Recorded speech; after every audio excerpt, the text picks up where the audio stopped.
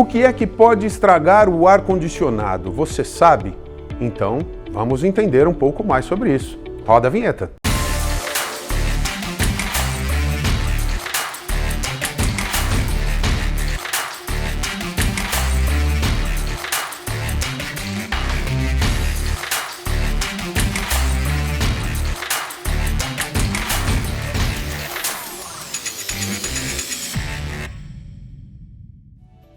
Olha a gente aqui no showroom da Dias e hoje, mais uma vez, a lenda. Gostou? A lenda eu gostei. A lenda. Senhor Gabriel, tudo bem, Gabriel? Que honra, Cris. Obrigado pela oportunidade. Obrigado a TCL, obrigado a Dias. Vamos lá, vamos tirar a dúvida da galera aí. Você já faz parte do patrimônio da Dias, meu amigo. Olha que bacana, hein? Você é o cara. Só que eu tô ficando com medo. Não precisa. Porque essas perguntas estão vindo cada vez mais intensas. Os nossos clientes, os nossos consumidores são exigentes, meu amigo. Vamos lá, vamos tentar. Estude. Olha, se tiver qualquer corte aí, ó. Não tem, aqui é direto e é na lata. Show de bola. Vambora? Vambora. Vamos lá. Quais são os problemas mais comuns que podem afetar o funcionamento de um ar-condicionado? Já começa assim? Já começa na cabeça. Ó, um problema que eu acho que a gente tem que levar muito em consideração são os problemas gerados pela instalação incorreta. Então, primeira coisa, antes de uma instalação, traz um profissional qualificado para fazer o serviço, tá? Porque aí você evita os problemas como vazamento de fluido, que é muito comum. O ar-condicionado costuma vazar? Geralmente, se uma instalação não for legal, ele pode ter vazamento. Problemas elétricos, se o profissional não fizer um bom aperto, não seguir o padrão que o fabricante recomenda, eu posso ter também problemas na elétrica de um fio carbonizado. E a falta de preventiva, né, Cris? Porque nós não estamos muito acostumados em fazer preventiva em equipamentos. Por exemplo, no meu televisor, quantas vezes eu fiz preventiva no meu televisor? Nunca fiz. Então, os eletrodomésticos nós não costumamos fazer. Mas quando a gente fala de equipamentos de refrigeração, principalmente o condicionador de ar, precisa manutenção periódica, tá? O próprio cliente pode ir lá fazer uma limpeza de filtro, mas vale a pena chamar um profissional para evitar. Então, os principais problemas são problemas com vazamento de fluido, vazamento de gás, problemas elétricos e geralmente a falta de preventiva são os problemas que podem interferir no equipamento. E se eu não fizer essa manutenção preventiva, o que pode acontecer? 3 problemas. Primeiro, a maioria dos fabricantes pede que seja feito, conforme a orientação dele, as manutenções preventivas. Se você não fizer, Cris, pouca gente sabe, perde a garantia do equipamento. Então, de bate-pronto, é importante fazer preventiva para ter a garantia do equipamento, seja 2, 3, 4, 5 anos ou até 10 anos, como os equipamentos da TCL, 10 anos de garantia no compressor. Se você não fizer as manutenções preventivas, como é que um fabricante vai dar essa garantia? Então, a primeira coisa é a garantia do equipamento. Segundo, eficiência energética. O equipamento sujo, o equipamento com problema, ele vai fazer com que o consumo seja maior. E o terceiro e mais importante é garantir a vida útil do equipamento e a saúde das pessoas que estão ali dentro. Então, essas manutenções preventivas, de forma geral, trazem benefícios tanto para o bolso do cliente quanto para a saúde dele também. Legal. Tem uma pergunta interessante aqui, ó, do Guilherme. Ele quer saber quais condições ambientais podem contribuir para danos em um sistema de ar-condicionado. Boa. Entendo como condições ambientais o local onde está instalado, né? Então, se eu tenho um local onde eu tenho uma forte incidência de chuva de granizo, não é muito comum no Brasil, a chuva de granizo pode bater nas serpentinas e amassar. Então, nesse caso, é recomendado fazer uma coberturinha ali no equipamento para evitar esse tipo de problema. Quando eu falo também de locais onde eu tenho, por exemplo, embaixo de uma chaminé de uma padaria, onde eu estou jogando calor na máquina, eu posso ter problemas. Então, eu tenho que levar em consideração as condições adversas que eu tenho no ambiente. Por exemplo, se eu pegar uma máquina, Cris, e enclausular ela, condensadora ou evaporadora... Não vai trocar calor. Não troca calor. Isso. Não trocou calor, consumo de energia alto e, principalmente, além do consumo, uma vida útil muito menor no compressor e nos dispositivos do equipamento. Os usos incorretos, inadequados, vai acontecer isso, né? Vão ocorrer esses problemas, não tem por onde fugir, né? E exatamente. E se você olhar no manual de instrução, Cris, você tem, geralmente quando você compra um equipamento, ele vem o manual do usuário, que vai ensinar você a mexer no controle remoto e tal, e geralmente tem um manual de instalação, que ali tem as recomendações de distância da unidade, poxa, como é que eu posso instalar a altura, posso deixar esse equipamento com qual distância de outra condensadora. Sabe o que acontece, Cris? Em alguns lugares, umas áreas técnicas, é colocado 3, 4 equipamentos, todos enclausulados. Então eu tenho um equipamento jogando calor no outro, que absorve o calor desse e joga no outro de volta. Isso gera algo que a gente chama de recirculação de ar quente. A recirculação de ar quente, com certeza, vai diminuir a vida útil do equipamento de forma drástica e o consumo de energia lá em cima. Além de você ter um ambiente que ele não é climatizado com a mesma qualidade e velocidade do ambiente que o equipamento é bem instalado. Então, sempre siga as orientações que tem no manual de instrução do equipamento. Você já respondeu 2 perguntas aqui, que é justamente esse uso inadequado, né, o que pode afetar, acabou de dizer, e também os riscos de obstruções e bloqueios no sistema de ar-condicionado, o que pode ocorrer. O que você acabou de falar agora, não tem por onde Falando fugir. em bloqueio também, Cris, vale a pena lembrar que o equipamento na parte interna tem um filtro.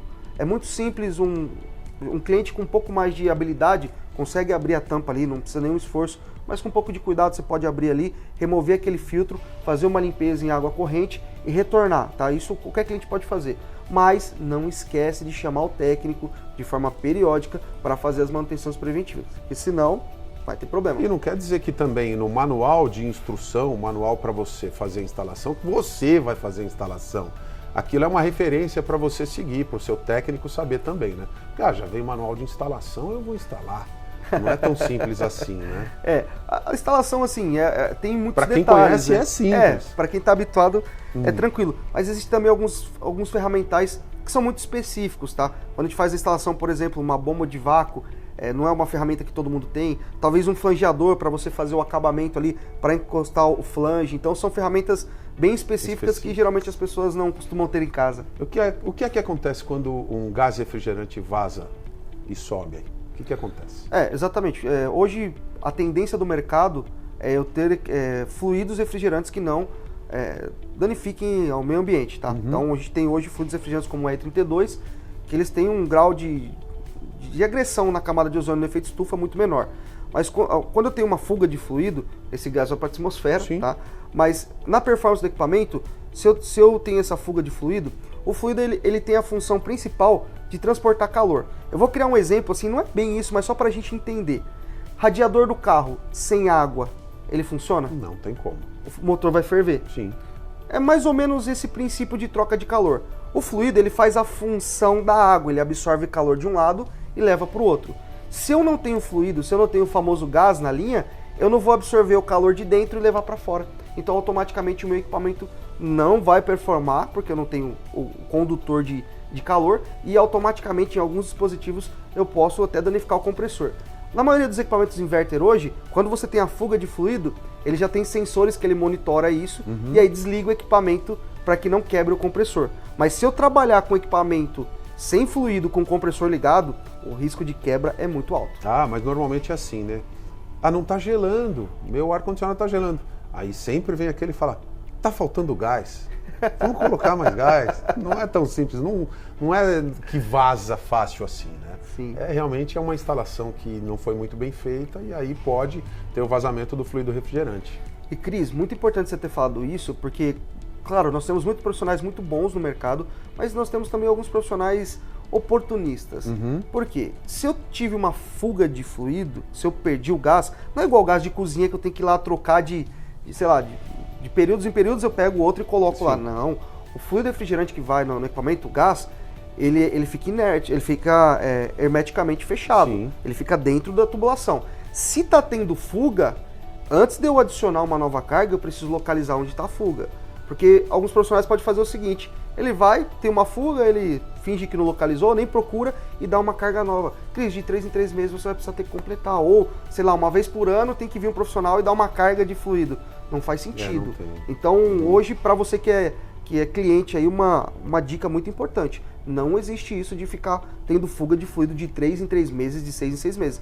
Se está tendo fuga, se está tendo vazamento, o seu técnico precisa fazer um teste com o nitrogênio, que é um gás, que ele pressuriza na linha para levar a pressão, e aí ele localizar esse vazamento para dar uma carga de fluido depois e não vazar mais. Tá? Então, o passo a passo da manutenção é muito importante e olha, não passe aperto. Tá vazando fluido de 3 em 3 meses, alguma coisa tá errada. Com certeza. Vamos falar um pouquinho de elétrica agora? Bora! O que é que acontece, na verdade, quais são os problemas elétricos que podem causar danos a um ar-condicionado? Excelente pergunta, Cris. Carga baixa, por exemplo, a energia é 220 normalmente, aí chega a 200, 190, ou passa para 250, ou vem uma carga, uma descarga de um raio. E aí? Existe aterramento, tudo? Como existe e é muito importante. Primeiro, dispositivos de proteção, tá? Para equipamentos similares a esse, eu tenho que ter o disjuntor. E uma dica importante, Cris, o disjuntor precisa ser o disjuntor que está recomendado pelo fabricante, tá? Então, claro, eu preciso observar a NBR, que ela vai me dar a referência, mas eu sempre tenho que seguir a orientação do fabricante. Outra coisa, o diâmetro do cabo é importante. Se eu tenho um diâmetro muito menor do que o recomendado pelo fabricante, geralmente para equipamentos pequenos é tranquilo, 9, 12, mas eu vou para equipamento um pouco maior, o diâmetro é importante. Por quê? Se eu tenho um diâmetro, se eu tenho um cabo muito mais fino, eu vou usar essa expressão, um cabo mais fino do que o necessário, aquele cabo ele começa a aquecer e ele se torna uma resistência. E a resistência, ela acaba aquecendo e esse cabo pode derreter. E eu posso ter um grande problema. Então, quando eu for instalar, o fabricante ele vai falar certinho o que você precisa. E o técnico qualificado, ele vai seguir aquele padrão. Esse é um ponto. Outra coisa que é importante é sempre você fazer os reapertos dos terminais, tanto na sua rede elétrica, quanto também no equipamento. O equipamento tem terminais lá e você precisa fazer esse reaperto. Cris, um simples reaperto de terminal pode evitar um curto, um aquecimento, tá? Então, na manutenção preventiva, quando ela é bem feita, o seu técnico ele vai lá, ele abre o compressor, ele verifica como é que está o terminalzinho. O terminalzinho custa centavos, Cris, e sim, pode evitar de você danificar um compressor que custa centenas de reais. Então, muito cuidado com isso e a preventiva tem que ser muito acertada. Então, dispositivos de proteção. E o Cris foi muito assertivo, que é em relação ao aterramento.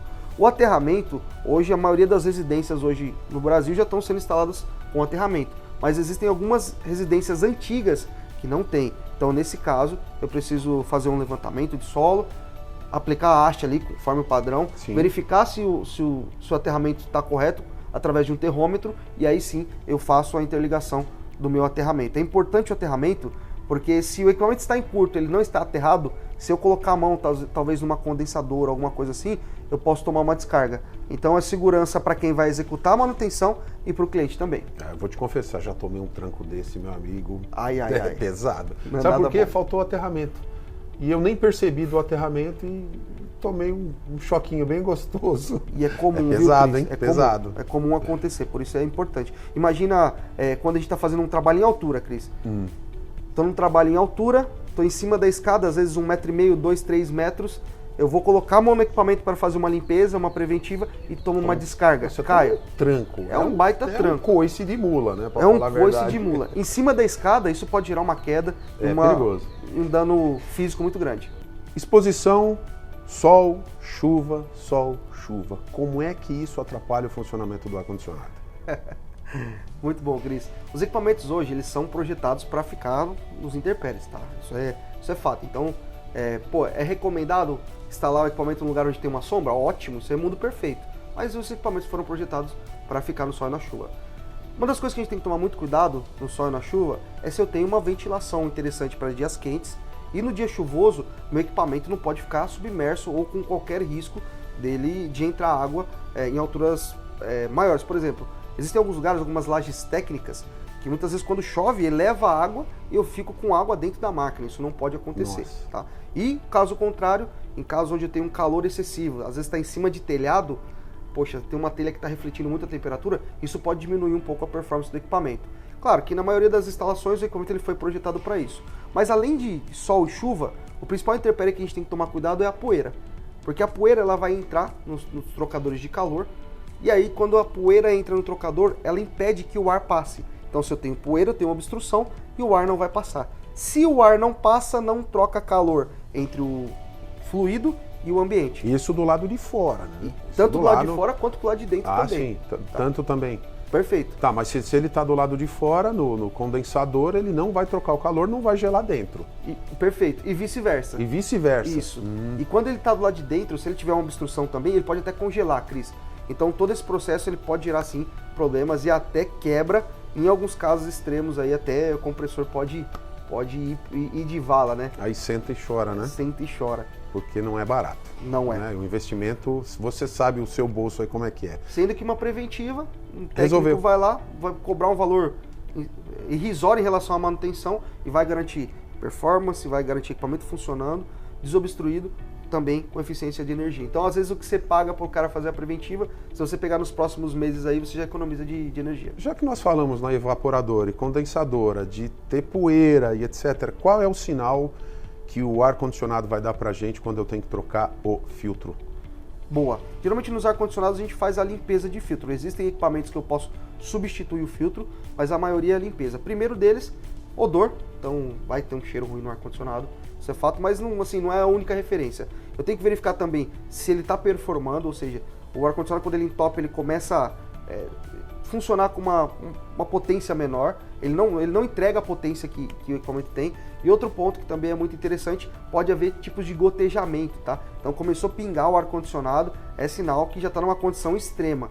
Então, ao ponto do equipamento começar a pingar, é que a máquina já está toda saturada, já está toda entupida. Então faz uma manutenção periódica, poxa, eu agendo lá uma vez por mês eu limpo o filtro e chamo o meu técnico de 6 em 6 meses, ou uma vez por ano, realmente aí você já vai ter uma tranquilidade para poder usar o equipamento, isso para aplicação residencial. Para aplicação comercial, recomenda-se uma limpeza mensal, porque existem algumas leis, né, relacionadas a isso, entre eles a lei do PMOC. Então, quando eu falo de aplicação de uso público e coletivo comercial e industrial, aí recomenda-se manutenção mensal. Tem mais uma pergunta aqui que diz sobre precaução, qual é a precaução que eu tenho que tomar ou as medidas que eu tenho que tomar para evitar que eu tenha problemas futuros no ar-condicionado, mas você já acabou de dizer, chame um técnico, faça manutenção preventiva, se você mesmo pode subir, tirar a telinha, lavar a telinha, colocar de volta e se precisar de algo mais, chama o técnico para não perder a garantia e tudo mais. Já pode dar aula, hein, Cris? Você então, já tá fera, já que eu